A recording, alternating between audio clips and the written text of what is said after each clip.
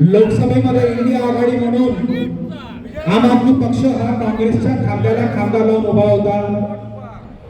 काँग्रेसच्या खांद्याला खांदा लावून आम आदमी पक्षाने काम केलं आणि म्हणून काँग्रेसची सीट या चंद्रपूर जिल्ह्यामधून निघाली याचा विसर काँग्रेसला पडला.